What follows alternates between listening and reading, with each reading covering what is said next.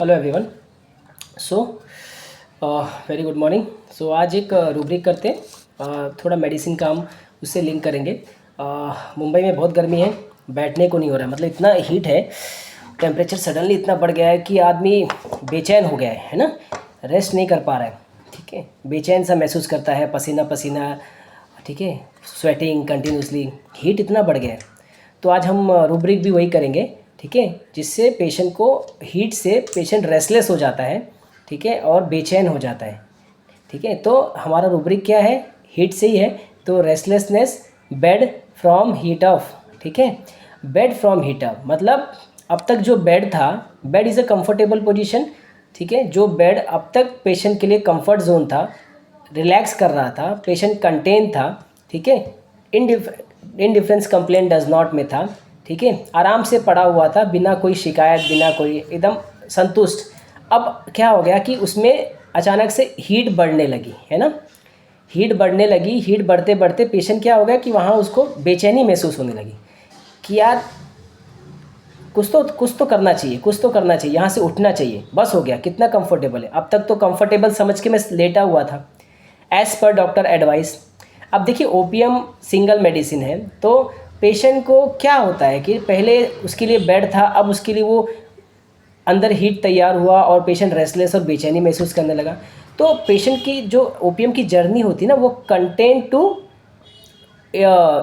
To irritability to fear extravagance, ठीक है, ये उसकी जर्नी होती है। तो पहले आप ओपीएम को देखोगे, पहले ही डॉक्टर के पास आने के बाद वो पहले से ही डॉक्टर से पूछ लेता है कि डॉक्टर साहब कितना दिन लग सकता है, मतलब आपको क्या लगता है कितना दिन, आप मतलब कितने दिन में ठीक हो जाएगा, है ना। और वी आर अ होम्योपैथ, तो हम क्या एक एश्योरेंस दे देते हैं पेशेंट को। हमको लगता है, अगर हमको नहीं लगता कि ओपीएम है, अगर आप ओपीएम समझ जाओ तो आप उसको कहीं भी आप कभी फिक्स टाइम नहीं दोगे कि इतने टाइम में ठीक हो जाएगा, ठीक है।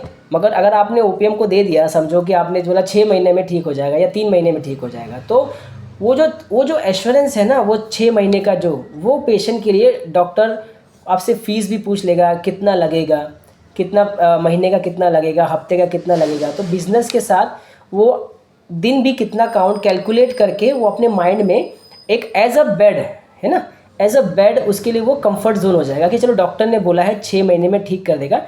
नाउ पेशेंट थोड़ा रिलैक्स, कंटेन हो जाता है। तो ओपीएम क्या हो जाता है, कंटेन हो जाता है।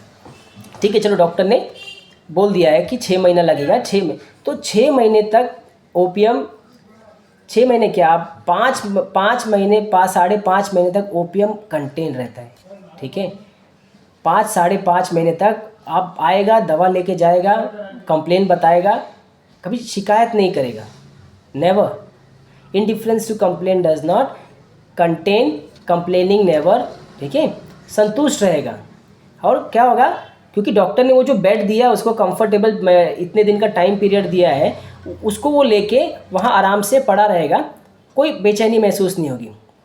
अब जब 5.5 महीने के बाद, जब 5 महीने के ज़्यादा और थोड़ा आगे बढ़ जाएगा, 6 महीने जैसे ही क्लोज आएगा, तब डॉक्टर के पास, तब उसको वो जो बेड, जो एश्योरेंस था डॉक्टर का, जो बेड समझ के वो लेटा हुआ था, कंटेन था, अब वहाँ वो धीरे धीरे करके वो हीट जनरेट होना चालू हो जाता है, ठीक है। और तो हीट जनरेट होना चालू हो जाता है, धीरे धीरे करके हीट बढ़ते जाती है। नाउ पेशेंट को लगता है कि अब यहाँ से पेशेंट की बेचैनी चालू होती है।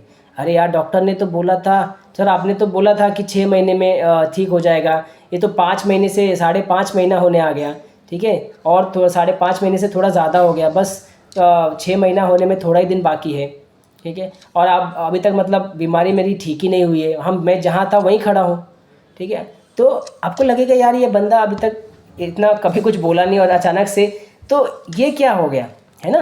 तो ये उसको बेचैनी महसूस होने लगती है, क्योंकि अब वो हीट, अब धीरे धीरे बेड में क्या हो रहा है, हीट जल रहा है। जैसे जैसे टाइम और आगे बढ़ रहा है 5.5 महीने के ऊपर, उसका कंटेंटनेट, उसका इनडिफरेंस टूटने लगता है, ठीक है। उसका लिमिट जो था ना 6 मंथ का, जो उसने लिमिट तय हुआ था, वो अब क्रॉस होने की कंडीशन में आ गया है। एंड यहाँ से उसका restlessness from bed heat from, जो रेस्टलेसनेस है वो बढ़ने लगता है, उसका कंटेननेट टूटता है, उसकी नींद खुलती है, ठीक है। स्टूफिफेक्शन अराउजेस विद डिफ़िकल्टी, एक रूब्रिक है, ठीक है। इरिटेबिलिटी, पेशेंट की जो टोन है उसमें वो चिड़चिड़ापन दिखने लगता है, अरे डॉक्टर साहब तुमने बोला था 6 महीने, बस 6 महीना होने में बस थोड़े दिन बाकी है, अभी तक ठीक नहीं हुआ है, आप क्या दवा दे रहे हो, आपने 6 महीने बोला था, अब ज़्यादा हो जाएगा, अब मेरे पास और देने के लिए पैसे नहीं है, या फिर मैं और पैसे दूंगा नहीं आगे, अब मुझे इसी में मुझे ठीक करो।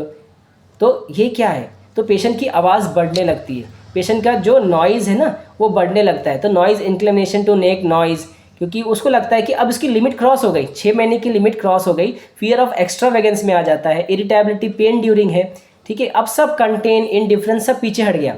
अब क्या हो गया, restlessness, bed from heat of, ठीक है। बेड, ये जो हीट है ना ये उसका, बिकॉज हीट क्यों आती है, क्योंकि उसका जो लिमिट है, जो फियर एक्स्ट्रा वेगेंस, जो फियर है वो बहुत पास में रहता है, जिसकी वजह से क्या होता है कि पेशेंट को हीट जनरेट होने लगती है, पेशेंट को हीट महसूस होने लगती है, वो कंफर्टेबल जो कंफर्ट था ना वो डिसकंफर्ट महसूस होने लगता है, बिकॉज टाइम बहुत क्लोजर आने लगता है, उसका लिमिट क्रॉस हो जाएगा, उसका तय हुआ जो समय था वो ख़त्म हो जाएगा, इसकी वजह से वो रेस्टलेसनेस महसूस करता है। तो ये होता है restlessness bed from heat off, because of extra vegans, ठीक है। तो ये जो पेशेंट का जो मैंने रूब्रिक लिया है, ऐसे पेशेंट बहुत सारे होते हैं कि एक तय लिमिट तक तो पेशेंट कुछ नहीं बोलेगा, आके दवा लेता जाएगा, कुछ नहीं बोलेगा, तुमको लगेगा अरे तो बड़ा अच्छा, मतलब बहुत सिंसियर है, मगर वो सिंसियरनेस नहीं है, क्योंकि आपने उसको लिमिट दे के रखा है, ठीक है। और वो लिमिट तक तो वो कुछ नहीं बोलेगा, मगर उसके बाद तो फिर वो shrieking, noise inclination to make noise, ठीक है।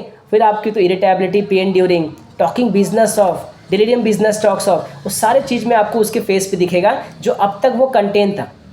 तो इस तरीके से पेशेंट आपके क्लिनिक में आते हैं। तो मेरा मेन मोटिव था ये restlessness bed from heat of जो एक्सप्लेन करना, क्योंकि उसके सपोर्टिव मैकेनिज्म उसके साथ जो रूब्रिक जुड़ते हैं, बिकॉज ऑफ इस तरीके से वो, बिकॉज ऑफ लिमिट क्रॉस होने के बहुत पास होता है, फियर एक्स्ट्रा वेगेंस बहुत पास होता है, जिसकी वजह से पेशेंट रेस्टलेस महसूस करता है at the comfortable point, at the comfortable जो बेड उसको डॉक्टर ने दिया था, ठीक है। तो इस तरीके से पेशेंट आपके सामने ओपीएम प्रेजेंट होते हैं। तो इस तरीके से आप ज़रूर सोचिए। Thank you so much.